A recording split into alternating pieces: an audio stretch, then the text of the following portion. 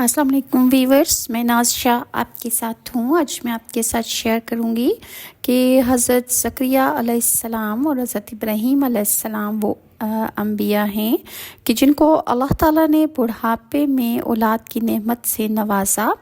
इरशाद बारी ताला है कि ये तेरे परवरदिगार की उस मेहरबानी का ज़िक्र जो उसने अपने बंदे ज़करिया पर की थी, जबकि उसने अपने रब से चुपके चुपके दुआ की कि ऐ मेरे परवरदिगार, मेरी हड्डियाँ कमज़ोर हो गई हैं और मेरा सर बुढ़ापे की वजह से भड़क उठा है, यानी उसमें सफ़ेद बाल आ चुके हैं, लेकिन मैं कभी भी तुझसे दुआ करके महरूम नहीं रहा।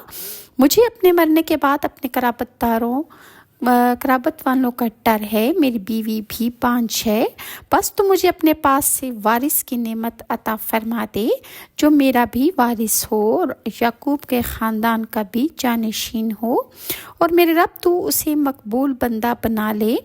अल्लाह ताला ने इरशाद फरमाया कि ए ज़करिया, हम तुझको एक बच्चे की खुशखबरी देते हैं जिसका नाम याह्या होगा। हज़रत याह्या अलैहिस्सलाम का नाम अल्लाह ताला ने ख़ुद मुकर्रर फरमाया था। हमने इससे पहले इस नाम का किसी को भी पैदा नहीं किया। ज़करिया अलैहिस्सलाम कहने लगे कि मेरे रब, मेरे यहाँ लड़का कैसे होगा जबकि मेरी बीवी बांझ है और मैं ख़ुद बुढ़ापे की इंतहाई ज़ौफ़ को पहुँच चुका हूँ। इरशाद रब्बानी हुआ कि वादा इसी तरह हो चुका। तेरे रब ने फरमा दिया है कि मुझ पर तो ये बिल्कुल आसान है और तू खुद जबकि कुछ ना था तो मैंने तुझे उस वक्त पैदा कर चुका हूँ जब कहने लगे मेरे परवरदिगार, मेरे लिए कोई अलामत मुकर्रर फरमा दे। इरशाद रब्बानी हुआ कि तेरे लिए अलामत ये है कि तंदुरुस्त होने के बावजूद तू 3 दिन रात तक किसी से बात न कर सकेगा। अब हज़रत ज़करिया अलैहिस्सलाम अपने हुजरे से निकले और अपनी कौम के पास आकर उन्होंने इशारा करते हैं कि तुम लोग सुबह शाम अल्लाह की तस्बीह बयान करो। ए याह्या, मेरी किताब को मजबूती से थाम ले, और हमने इसे लड़कपन ही से तनाई अता फरमा दी और अपने पास से शफ़क़त और पाकीज़गी भी। वो परहेज़गार शख्स थे और अपने माँ बाप से नेक सलूक करने वाले, वो सरकश और गुनहगार न थे। इन पर सलाम है जिस दिन वो पैदा हुए और जिस दिन वो फौत हुए और जिस दिन वो ज़िंदा करके उठाए जाएंगे। और सूरह आल इमरान में इरशाद रब्बानी है, इसकी खैर खबर लेने वाला ज़करिया को बनाया। जब कभी ज़करिया हज़रत मरियम अलैहिस्सलाम के हुजरे में जाते तो उनके पास रोज़ी रखी हुई पाते। हज़रत ज़करिया उनसे पूछते कि ए मरियम, ये रोज़ी तुम्हारे पास कहाँ से आती है? वो जवाब देती कि ये अल्लाह ताला की तरफ से है, बेशक वो जिसे चाहता है बेहिसाब रिस्क अता फरमाता है। इसी जगह ज़करिया अलैहिस्सलाम ने अपने रब से दुआ की, कहा कि ए मेरे परवरदिगार, मुझे अपने पास से पाकीज़ा औलाद अता फरमा, बेशक तू दुआओं का सुनने वाला है। बस फरिश्तों ने हज़रत ज़करिया अलैहिस्सलाम को आवाज़ दी जबकि वो हुजरे में खड़े नमाज पढ़ रहे थे कि अल्लाह ताला तुझे याह्या की खुशखबरी देता है, जो अल्लाह ताला के कलमा की तस्दीक करने वाला सरदार, ज़ाबित नफ्स और सालेहीन में से है। कहने लगे कि ए मेरे परवरदिगार, मेरे यहाँ बच्चा कैसे होगा जबकि मैं बिल्कुल बूढ़ा हो गया हूँ और मेरी बीवी भी भांज है। अल्लाह ताला ने फरमाया, अल्लाह जो चाहता है वैसा ही करता है। कहने लगे परवरदिगार, मेरे लिए कोई ऐसी निशानी कि मुझे तू बता दे। तो अल्लाह ने फरमाया कि 3 दिन तक तू लोगों से बात नहीं कर सकेगा, सिर्फ उन्हें इशारे से समझाएगा। तू अपने रब का कसरत से ज़िक्र कर और सुबह शाम उसी की तस्बीह बयान फरमा। जब हज़रत ज़करिया अलैहिस्सलाम ने अल्लाह ताला से दुआ फरमाई कि मेरे लिए कोई निशानी मुकर्रर फरमा दे, तो उनकी तंदुरुस्त होने के बावजूद उनकी अल्लाह ताला की तरफ से ज़ुबान बंद हो गई। मुजाहिद, उकरमा और सिद्दी ने कहा है कि बग़ैर किसी बीमारी के ही आपकी ज़बान बंद हो गई थी और आप लोगों से इशारे से बात कर रहे थे। इब्न ज़ैद ने फरमाया है कि आप तिलावत भी कर लेते, तस्बीहात और अल्लाह का ज़िक्र भी कर लेते, लेकिन जब آپ کسی سے بات کرنا چاہتے تو آپ بات نہ کر سکتے تھے کہ آپ کی قوت گویائی ختم ہو گئی تھی، لیکن اللہ کے اذکار کی توفیق اللہ تعالیٰ نے آپ کو اس وقت عطا کر رکھی تھی۔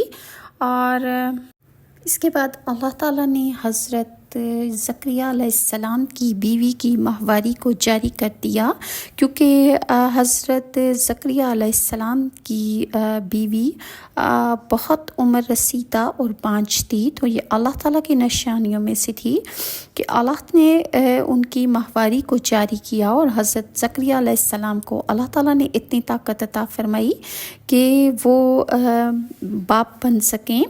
اور اس کے بعد حضرت یحییٰ کی پیدائش کے بعد 4 سال تک حضرت یحییٰ باہر نہیں گئے اور نہ کسی لڑکے کے ساتھ کھیلے، اور ان کی ماں کہا کرتی تھیں اے بیٹا تم کیوں باہر نہیں کھیلنے جاتے؟ تو ان کی ماں نے تو بیٹے نے کہا کہ خداوند کریم نے مجھ کو کھیلنے کے واسطے نہیں پیدا کیا، اس نے مجھے جس واسطے پیدا کیا ہے میں وہی کام کرنا چاہتا ہوں۔ یہ بات آپ بار بار دہراتے اور پھر آپ دن رات روتے رہتے تھے۔ حضرت زکریا علیہ السلام نے خدا سے عرض کی کہ اے میرے رب، میں نے تجھ سے ایک ولی چاہا تھا، وہ تو نے مجھے عنایت فرما دیا تاکہ میں خوش رہوں۔ اب میری یہ گزارش ہے کہ جو فرزند تو نے عنایت فرمایا ہے وہ دن رات روتا ہی رہتا ہے، جس کی وجہ سے میں بہت بے چین رہتا ہوں، اس کی وجہ سے میں بہت غمگین ہوں۔ جناب باری تعالیٰ نے فرمایا کہ اے زکریا، مجھ سے تو نے ایک صالح بیٹا چاہا تھا اور میں نے تجھ کو ویسا ہی بیٹا عنایت فرمایا جیسا تو نے مجھ سے طلب کیا تھا، اور تو نے یہ بھی خواہش کی تھی کہ تیرا بیٹا میری اطاعت کرے اور مجھ سے پیار کرے، اس لیے وہ شب و روز میری محبت میں روتا ہے اور میرے عذاب سے ہر وقت ڈرتا رہتا ہے، اور وہ میرے سوا کسی سے بھی امید نہیں رکھتا۔ یہ سن کر حضرت زکریا علیہ السلام اللہ کا شکر بجا لائے اور پھر قوم اسرائیل کو واضح نصیحت کرتے رہے۔ ایک دن کہنے لگے کہ میرا بیٹا یحییٰ اگر یہ بات بہشت اور دوزخ کی ہو تو زیادہ روئے گا، اور تمام قوم بنی اسرائیل حضرت زکریا کا وعظ سن رہی تھی، اور حضرت یحییٰ بھی ایک گوشے میں بیٹھے چپکے سے اپنے والد کا وعظ سن رہے تھے۔ ان کو سب معلوم تھا، اور حضرت زکریا اس وقت بہشت اور دوزخ کا وعظ بیان کر رہے تھے، اور حضرت زکریا علیہ السلام اپنی قوم کو واعظ فرما رہے تھے کہ جنت کے 8 دروازے ہیں اور ہر ایک اپنے اعمال کے مطابق اس میں داخل ہوگا، شاید بہشت کا 1 دروازہ یا زیادہ ہے، کیونکہ بعض لوگ اللہ کے فضل سے جائیں گے اور ان میں سے کوئی بعض ایسے ہوں گے جو اپنے خاص عمل کے ذریعے اس میں داخل ہو جائیں گے، اور باقی 7 دروازوں سے نیک عمل کرنے والے داخل کیے جائیں گے، اور جو پرہیزگاروں کے ہوں گے اور وہ جنت کے باغوں میں ہوں گے۔ اللہ ان سے فرمائے گا کہ اس میں سلامتی سے داخل ہو جاؤ۔ جب یہ واضح و نصیحت حضرت یحییٰ علیہ السلام نے گوشے میں بیٹھ کر سنا تو انہوں نے ایک چیخ ماری اور وہ وہاں سے اٹھ کر پہاڑوں کی طرف نکل گئے۔ مسلسل 7 دن رات پہاڑوں پر روتے اور پھرتے رہے، اور ان کی ماں پہاڑوں پر جا کر 7 دن تک انہیں تلاش کرتی رہی، لیکن وہ انہیں کہیں بھی نہ ملے۔ اور پورے 7 دن بعد ایک نوجوان نے خبر دی کہ تمہارا بیٹا تمام دن پہاڑوں میں روتا پھرتا ہے اور رات کو فلاں غار میں جا کر سو جاتا ہے، اس کی کیا وجہ ہے؟ یہ بات سنتے ہی ان کی ماں ان پہاڑوں میں جا کر تمام دن اس غار کے پاس بیٹھی رہی۔ جب شام ہوئی تو یحییٰ نے اس کی غار کے پاس اپنی ماں کو دیکھا، چاہا کہ وہاں سے بھاگ جائیں۔ ان کی ماں رو رو کر کہنے لگی اے بیٹا ذرا ٹھہر جا، مجھ سے بات کر اور اپنا رونا موقوف کر دو، اور مجھے یہ بتاؤ کہ تم کس واسطے روتے ہو، مجھ سے کہو تو صحیح۔ وہ بولے اے اماں جان، میں اس لیے خاموش ہوں کہ مجھے دوزخ کی یاد آتی ہے اور مجھے یہ خوف آتا ہے کہ نہ جانے اللہ تعالیٰ مجھ کو کہاں لے جائے گا۔ میں اسی وحشت میں پڑا ہوا ہوں کہ آخر میرا کیا ہوگا۔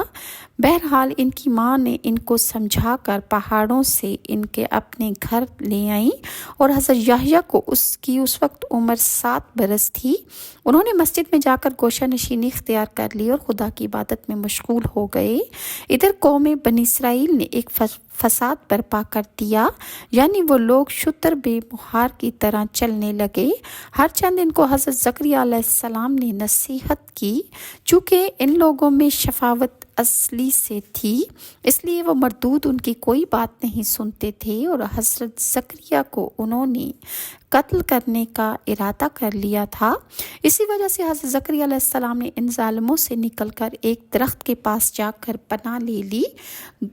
چنانچہ انہوں نے درخت کے تنا کو کھوکھلا کر کے اپنی رہائش اختیار کر لی تھی، اور وہ ظالم جو آپ کے دشمن تھے برابر آپ کا تعقب کرتے رہے۔ ایک روز حضرت زکریا کو جاتے وقت دیکھا، دشمنوں نے آپ کا پیچھا کیا۔ حضرت زکریا اس درخت کے تنے میں گھس گئے، اور انہوں نے درخت کے پاس آ کر جب آپ کو کہیں نہ پایا تو وہ حیرت زدہ ہو گئے، اور آپس میں کہنے لگے کہ ابھی تو ہم نے زکریا کو یہاں پر آتے دیکھا تھا، نہ جانے وہ کہاں غائب ہو گئے ہیں۔ یہ کہہ کر وہ ادھر ادھر آپ کو تلاش ہی کر رہے تھے کہ اتنے میں ان لوگوں کے پاس شیطان مردود آیا۔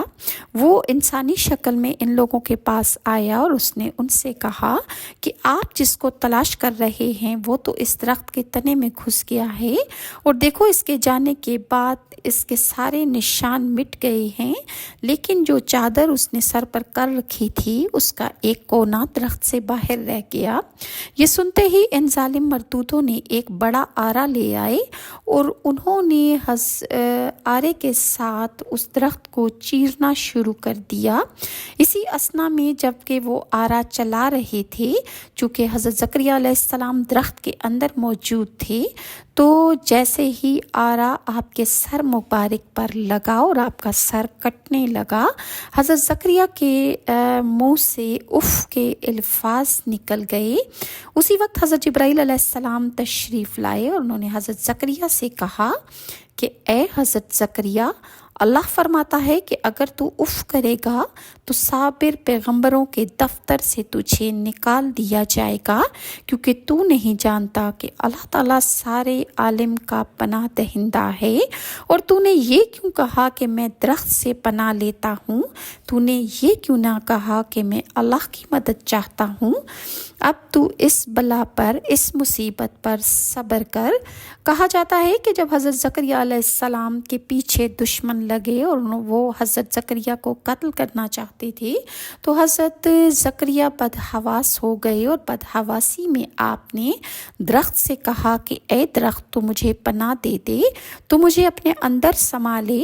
اللہ کے حکم سے اسی وقت درخت پھٹا، اور حضرت زکریا علیہ السلام کے اندر سما جانے کی جگہ پیدا ہو گئی، لیکن چونکہ انہوں نے اس وقت درخت سے مدد مانگی اور اللہ تعالیٰ سے مدد نہیں مانگی تھی، اس لیے ان پر یہ بلا آئی کہ ان کا پورا جسم کافروں نے آرے کے ساتھ کاٹ ڈالا، اور آپ کی چادر مبارک کا تھوڑا سا حصہ درخت سے باہر رہ گیا، جس سے دشمنوں نے آپ کو دیکھ لیا تھا۔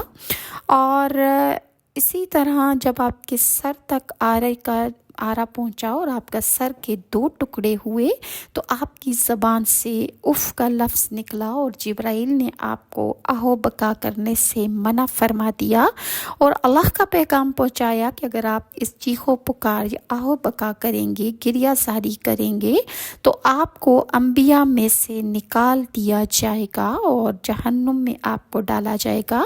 لہٰذا حضرت زکریا علیہ السلام اس کے بعد کچھ نہیں بولے، حالانکہ ان کے سارے جسم کے کافروں نے 2 ٹکڑے کر ڈالے۔